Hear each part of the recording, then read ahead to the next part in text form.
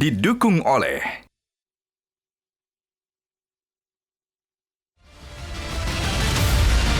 Jepang adalah salah satu negara mitra strategis Indonesia di bidang ekonomi.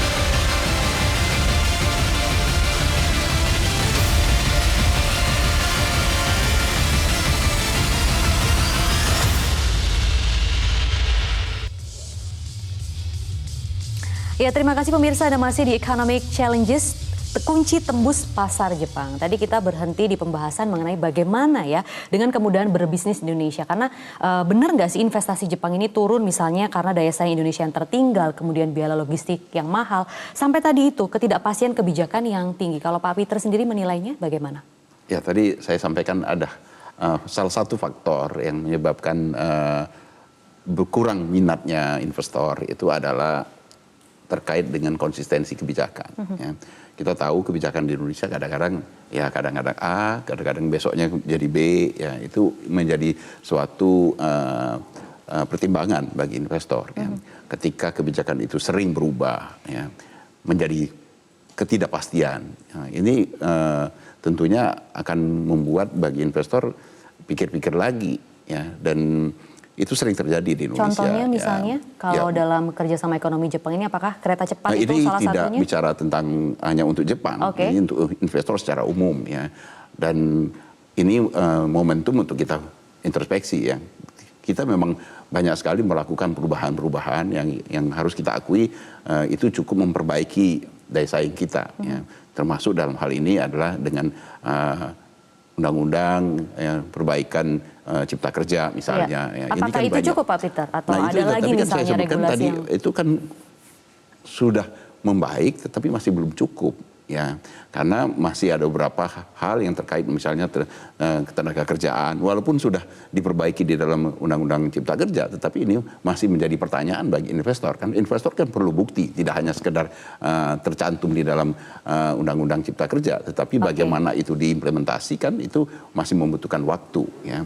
Dan kemudian terkait juga dengan tadi yang sebutkan kebijakan-kebijakannya, permasalahan-permasalahan lain juga masih banyak yang masih menjadi keraguan bagi investor, ya. Dan ini tidak hanya dirasakan oleh Jepang, dirasakan semua secara keseluruhan oleh investor. Nah, kalau kita bicara tentang Jepang ini kan sebenarnya bukan Jepangnya yang turun kan sebenarnya, ya. Karena kalau kita lihat dari investasi, umumnya investasi itu secara umumnya itu meningkat.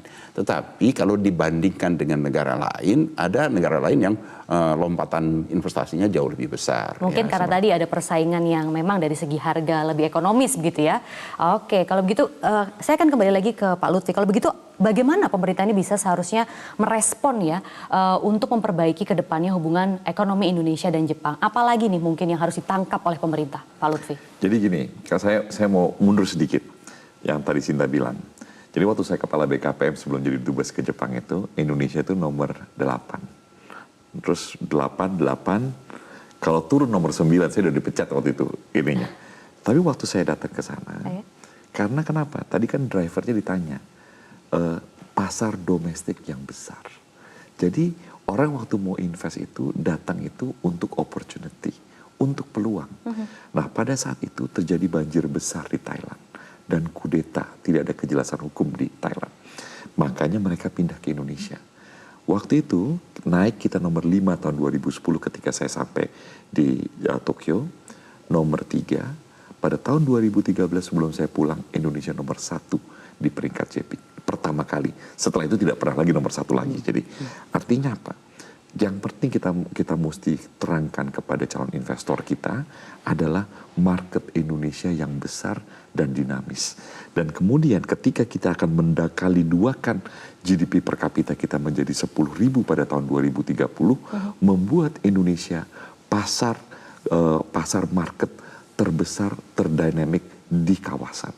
Dan untuk itu kita mesti menyiapkan infrastruktur untuk ini.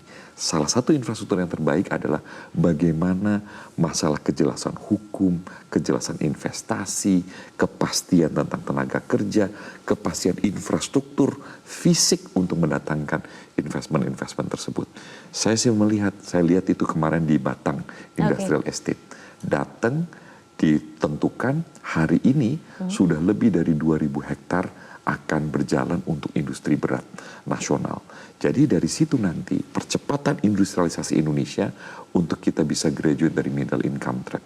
Jadi Maria, memang ini bukan masalah yang gampang, bukan masalah istilahnya menggigit cabai langsung pedas besok.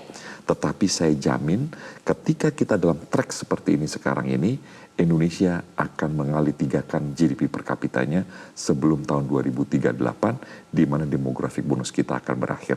Nah, untuk itu... Jadi apakah memang Indonesia sudah kuat dari segi infrastruktur yang tadi Pak Lutfi katakan? Bukan. Jadi kalau kita bicara tentang infrastrukturnya, kita mesti hitung. Ya. Apa paling tidak sudah melakukan begitu, pemerintah sudah mulai ke arah sana? Sudah membaik. Jadi tahun 2014 itu, ongkos GDP kepada logistik itu 26%. Hari ini sudah turun menjadi 23%. Hari ini sudah turun di bawah 20%.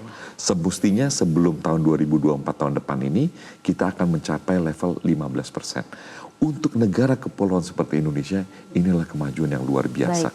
Dan saya mesti angkat topi kepada pemerintah, terutama Kementerian PUPR yang kerja luar biasa untuk itu. Karena tanpa adanya logistik ini, yang jalan tol ini, kita tidak akan pernah membuka daerah-daerah, kawasan-kawasan yang mempunyai peluang untuk menciptakan nilai tambah tinggi. Jadi kita on the right track, kita yakin kita bisa, dan sekarang yang paling penting itu adalah dua tadi, adalah investasi dan percepatan daripada transfer of technology.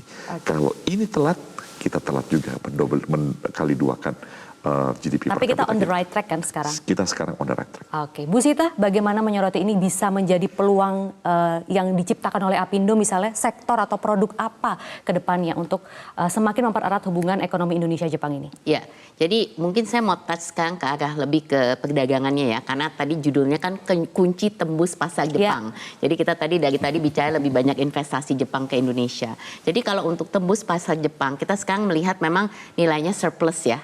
Jadi neraca perdagangan kita dengan Jepang surplus, which is very good. Ini juga salah satu upaya Pak Lutfi pada waktu menjadi Menteri Perdagangan. Nah, mungkin yang penting kita lihat ini kenapa, ya kan? Pertama, memang Jepang dan Indonesia ini complementary products. Jadi dengan kata lain kita nggak berkompetisi dari segi produk. Jadi dengan demikian it will be less. Jadi dari segi trade barriers-nya sebenarnya nggak ada NTM-nya dan lain-lain gitu. Jadi itu mungkin sesuatu yang saya rasa baik ya dari segi ekspor kita ke Jepang, dan juga kalau kita lihat sekarang jenisnya apa ya. Yang kedua, jadi kalau kita lihat jenis ekspor produk ke Jepang ini unfortunately masih berupa paling besar bahan mentah, yaitu batu bara salah satunya. Ya, kenapa? Karena waktu itu kalau nggak salah Jepang sangat ini di nuklir, nuklir. Waktu itu kemudian dia mencoba untuk menurunkan nuklir, dia berpindah kepada salah satunya batu bara. Jadi dia masih saat ini batu bara tuh sekitar 26%. Kalau gitu peluang apa lagi yang bisa kita tingkatkan? Jadi kalau kita lihat itu, ini saya mau lihat dulu dari segi ininya ya, kenapa kita ada surplus. Kemudian yang ketiga tadi kalau kita lihat daripada jenis juga yang diimport dari Jepang ke Indonesia itu lebih baik barang modal, sehingga 10-20% kali, cuman 10%-an yang dari Jepang yang masuk ke. Jadi dengan kata lain, kenapa ini kenapa ada seperti. Nah, kalau kita lihat dari segi peluang, sebenarnya peluangnya itu kan masih sangat besar, ya kan? Kalau dilihat dari jenis produk yang masuk, yang kita potensi produk ekspor ke Jepang, itu kita lihat situ. Di luar daripada komoditas mentahnya tadi, kita bisa melihat di luar daripada yang namanya nikel, yang namanya ore dan lain-lain, itu kita melihat sebenarnya misalnya ya contohnya yang sebenarnya sangat perlu diperhatikan itu perikanan. Jadi fish fillet itu ternyata sangat besar potensinya ke Jepang. Dan ini mungkin sesuatu yang harus menjadi perhatian kita. Bagaimana produk perikanan kita juga bisa lebih banyak untuk masuk ke pasar Jepang. Nah, kalau kita lihat permasalahannya di beberapa, tentu saya selain daripada paper, wood dan lain-lain. Tapi kenapa saya mau tonjolkan ini? Yang sebenarnya harus jadi perhatian itu adalah masalah standar. Jadi untuk Mutunya ekspor begitu ya? standar karena kan kalau untuk pasar Jepang itu kan standarnya sangat tinggi. Nah ini sesuatu yang kita harus punya satu kesepakatan dengan Jepang. Makanya kita perjanjian Indonesia Jepang ini harus lebih dimanfaatkan. Apakah standar kita selama ini tidak mencukupi keinginan mereka? Betul. Jadi kita belum bisa memenuhi standar produk-produk Jepang yang memang ekspektasinya sangat tinggi. Oleh karenanya ini suatu perbaikan yang harus diperhatikan oleh Indonesia supaya bisa lebih banyak produk untuk masuk pasar Jepang. Kalau bisa masuk pasar Jepang dengan sendirinya akan lebih mudah untuk masuk ke pasar-pasar yang lain gitu. Jadi di sini sesuatu yang harus jadi perhatian kita adalah bagaimana kita bisa meningkatkan dari segi kualitas ini standarnya supaya standar sebenarnya produk kita standarnya cukup baik gitu ya. Cuman dari segi cost karena kita ngomongin economic of scale dan lain-lain ya. Jadi tapi ini perhatian dari segi standar ini sangat penting gitu. Jadi kalau gitu pengusaha butuh apa misalnya Bu Sinta dari pemerintah untuk bisa mengakomodir itu? Kalau dengan pemerintah itu sudah banyak upaya yang dilakukan pemerintah untuk peningkatan produk ekspor. Kita sekarang sudah juga masuk ke akselerasi gimana task force untuk ekspor dan lain-lain.